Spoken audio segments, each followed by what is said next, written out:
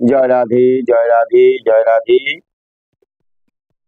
ভাদ্র মাসের কৃষ্ণপক্ষে শ্রী অন্নদা একাদশী ব্রত মাহাত্ম্য কথা। যুধিষ্ঠির কহিলেন, হে কালশশী, কি নাম ধরয়ে ভাদ্র কৃষ্ণা একাদশী, ও তার মাহাত্ম্য কিবা বলহ এখন, তাহা শুনিবারে মম আকাঙ্ক্ষিত মন। ততদূরে কৃষ্ণ কহে, শুনো হে রাজন, সবিস্তারে তাহা আমি করিব কীর্তন। ভাদ্র কৃষ্ণ একাদশী নামেতে অন্নদা, সর্বপাপ বিনাশিনী মহাপুণ্য প্রদা। যুধিষ্ঠির মহারাজ শ্রীকৃষ্ণকে বললেন যে এই যে ভাদ্র মাস, এই ভাদ্র মাসের একাদশীর নাম কি? আপনি কৃপা করে আমার কাছে বলুন, এই একাদশীর নাম কি? তখন শ্রীকৃষ্ণ ভগবান যুধিষ্ঠিরকে বললেন যে এই ভাদ্র মাসের একাদশী নাম হলো অন্নদা। উনি সর্বপাপ বিনাশিনী মহা পুণ্যপ্রদা, সর্বপাপ বিনাশিনী এই একাদশী। ভক্তিভারে করি ঋষিকেশের অর্চন, বিধানে করেন যিনি এই ব্রত পালন। আজন্ম পাতক রাশি তাতে হয় ক্ষয়, ইহাতে কখনো নাহি করিবে সংশয়। এই ব্রত প্রসঙ্গক্রমে এক ইতিহাস, তোমার নিকটে আমি করিব প্রকাশ। শ্রীকৃষ্ণ ভগবান অর্জুনকে বলছেন যেটা একটা ইতিহাস, এই ইতিহাস আমি তোমার কাছে প্রকাশ করব, তুমি এক মনে এক ধ্যানে সেটা শ্রবণ করো। পুরাকালে হরিশ্চন্দ্র নামে নরপতি, একনিষ্ঠ সত্যসন্ধ রাজ চক্রবর্তী। প্রতিজ্ঞা পালনে তিনি হয়ে রাজ্য ভ্রষ্ট, পথে পথে ভ্রমণে পেলেন বহু কষ্ট। প্রথমে বিক্রয় করি ভার্যা ও নন্দনী, অবশেষে হইলেন বিকৃত আপনে। মানে শ্রীকৃষ্ণ ভগবান যুধিষ্ঠিরকে বলছেন, হে যুধিষ্ঠির মহারাজ, এটা হচ্ছে ইতিহাস।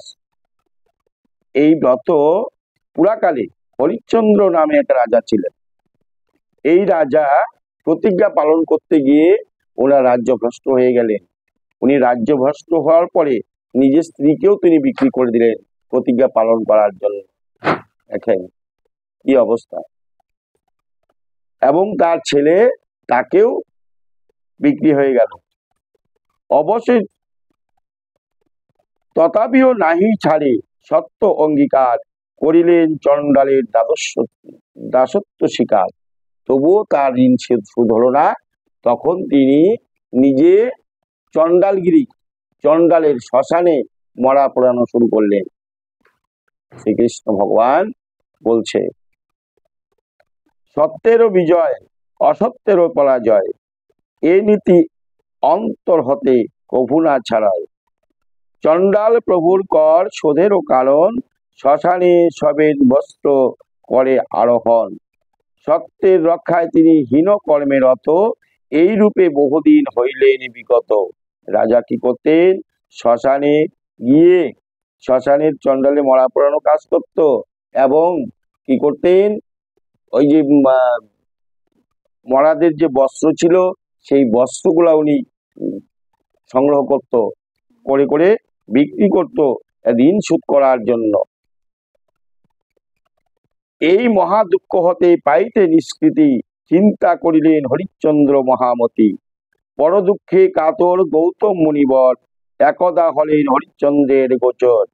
মুনির চরণে রাজা নমে অতঃপরে, সম্মুখে দণ্ডায়মান কহে করো জোর করে। নাহি জানি কোন কর্ম ফলেতে আমার, করিতেছি চণ্ডালের দাসত্ব স্বীকার। একদিন রাজা হরিশ্চন্দ্রের কাছে গেলেন গৌতম মুনি ওনাকে চক্করে ফেলে এই কাজ করছে। তখন যখন গেলেন গৌতম মুনির কাছে চরণে পড়ে উনি মিনতি করছে, হে প্রভু, হে ঋষিবর, না জানি কোন কর্মে ফলেতে আমার করিতেছি চণ্ডালের দাসত্ব স্বীকার। আমি জানি না কোন জন্মে কি কর্ম করেছিলাম, সেই কর্মের ফল এই জন্মে পাচ্ছি। আমার কর্মে কি আছে, আরো যে কি আছে সেটা আমি জানি না। ভার্যা ও পুত্রকে আমি করেছি বিক্রয়, কহমুনি কি প্রকারে দুঃখ দূর হয়। তখন গৌতম মুনির কাছে বলছে, আমার এমনই দুঃখ, আমি নিজের স্ত্রী নিজের পুত্রকে বন্ধু বিক্রি করেছি আমার এই ঋণ শোধ করার জন্য, প্রতিজ্ঞা পালন করার জন্য। নৃপতি দুঃখ সমম্বিত বাক্য শুনি অতীব বিস্ময়াপন্ন হন মহামুনি। অতি কষ্ট দর্শনে ব্যথিত বিশেষ সুদর্শ মোচনে হেতু দেন উপদেশ। তখন উনি বলেন, অতীব বিস্ময়াপন্ন হন মহামুনি, অতি কষ্ট দর্শনে ব্যথিত বিশেষ দুর্দশা মোচন হেতু দেন উপদেশ। তখন গৌতম মুনি রাজার দুঃখ কষ্ট দেখে উনি আর সহ্য করতে পারলেন না, তখন তিনি তাকে উপদেশ দিচ্ছেন। ভাদ্র কৃষ্ণ একাদশী অন্নদা নামেতে মহাপাপ বিনাশিনী বিখ্যাত জগতে। বলছে, হে রাজন, তুমি এক কাজ করো, এই যে ভাদ্র মাসে কৃষ্ণ একাদশী অন্নদা, মহাপাপ বিনাশিনী, এটা মহাপাপ বিনাশিনী, সেই ব্রত সমাগত তব অভাগ্য বসে পালন করহে অনিদ্রায় উপবাসে। তুমি এই যে ভাদ্র মাসের যে একাদশী, অন্নদা একাদশী, সেই একাদশী তুমি নিষ্ঠা সহকারে তুমি পালন করো। সেই একাদশী দিন রাত্রি জাগরণ করো, তুমি নিদ্রা যাবে না, তুমি উপবাসী করে রাত্রি জাগরণ করে সেই একাদশী পালন করো। ইহাতে সকল পাপ হবে বিধরিত, এত কহি মনিবর হন অন্তহিত। মহামুনি গৌতমের উপদেশ মতো বিধানে পালনে রাজা সে অন্নদা ব্রত। উনি কি করলেন, গৌতম মুনির উদ্দেশ্যে এই ব্রত, অন্নদা ব্রত উনি পালন করলেন নিষ্ঠা সহকারে। আমরা যে কোনো ব্রত করতে পারি, দেখুন এই একাদশী সর্বশ্রেষ্ঠ ব্রতের মধ্যে একাদশী, এই ব্রতের মধ্যে একাদশী ব্রতটা আমাদের শ্রেষ্ঠ। তাই বলছি, এই কলিযুগে জীব, হে সনাতন ধর্ম পালনকারী সবাই আমরা কি করি, সবাই মিলে আমরা যেন একাদশী, যে কোনো একাদশী ব্রত আমরা পালন করতে পারি। মাসের 24টা, বছরের 24টা বা 25টা যে একাদশী হয়, সেই একাদশী যেন আমরা পালন করতে পারি, সেটা দিকে সবাই নজর রাখবেন। সে ব্রত প্রভাবে তার সব পাপ হয়, সকল দুঃখে তাতে অবসান হয়। এই একাদশী করে তার সর্বপাপ ক্ষয় হয়ে গেল, আর উনি দুঃখের অবসান পেল। যে দুঃখ কষ্ট তার ছিল, সেই দুঃখ কষ্ট থেকে তিনি অবসান পেল।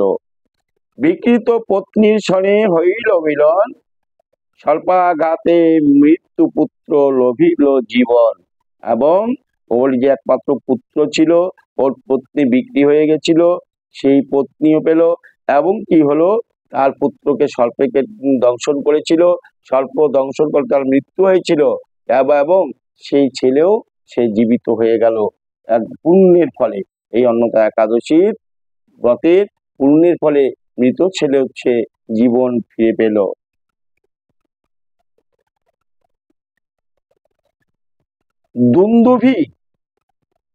দুন্দুভি বাজিল কত অমর নগরে, দেবগণ সেই স্থানে পুষ্প বৃষ্টি করে। আপনার হৃদরাজ্য লোভী পুনরায় নিষ্কণ্টকে রাজ্য ভোগ করেন সদায়। আবার তিনি কি করলেন, যে আপনার রাজ্য লোভী পুনরায় আবার যে রাজ্যে বাস করত, সেই রাজ্য আবার ফিরে পেল। সেই রাজ্যে গিয়ে রাজ্য ভোগ নিঃসন্দেহে নিষ্কণ্টকে সেই রাজা আবার রাজত্ব করতে লাগলেন। আপনার হৃদরাজ্য লোভী পুনরায় নিষ্কণ্টকে রাজ্য ভোগ করেন সদায়। অবশেষে হরিশ্চন্দ্র লয়ে পরিজন পুরবাসী সহ করে স্বর্গেতে গমন।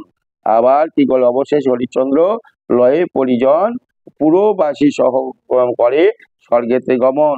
শ্রদ্ধা বলে এই ব্রত করিলে পালন, অন্তিমেতে স্বর্গলোকে করিবে গমন।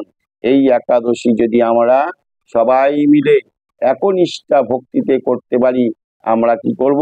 প্রত্যেকে আমরা স্বর্গবাসী হতে পারবো। এইটাই ভগবান শ্রীকৃষ্ণ কাকে বলছেন? ধর্মরাজ যুধিষ্ঠিরকে বলছেন। এই ধর্মরাজ যুধিষ্ঠির এই ব্রত কথা, এই ব্রত যারা একাদশী ব্রত, যে কোনো একাদশী ব্রত নিষ্ঠা সহকারে পালন করে, তারা প্রত্যেকেই সম্পূর্ণ পাপ থেকে মুক্ত হয়ে তারা সুখী হয়। অন্নদার ব্রত কথা পরম মঙ্গল, পাঠ কিংবা শ্রবণতে অশ্বমেধ ফল। এই একাদশী কেউ যদি নাও করে, তবু যদি এই একাদশী ব্রত পালন করে, একাদশী ব্রত পালন বা শ্রবণ করে, ব্রতের কথা, ব্রত মাহাত্ম্য কথা শ্রবণ করে, তবুও যে অশ্বমেধ যজ্ঞ করলে যে ফল পাওয়া যায়, সেই ফল প্রাপ্তি হয়। জয় রাধে, জয় রাধে, জয় রাধে। ওম গঙ্গা গীতা সাবিত্রী সীতা সপ্তপ্রতিব্রতা ব্রহ্মবলী ব্রহ্মবিদ্যা ত্রিসন্ধ্যা মুক্তি গেহিনী অদমাত্রা চিদানন্দা প্রভাগিনী ভ্রান্তি নাশিনী বেদত্রয়ী পরানন্দা তত্ত্বজ্ঞান মঞ্জুরি গীতা গীতা গীতা। হরে কৃষ্ণ কৃষ্ণ কৃষ্ণ হরে হরে, হরে রাম রাম রাম হরে হরে। জয় জয় শ্রী গুরু প্রমানন্দে হরি হরি বলবন।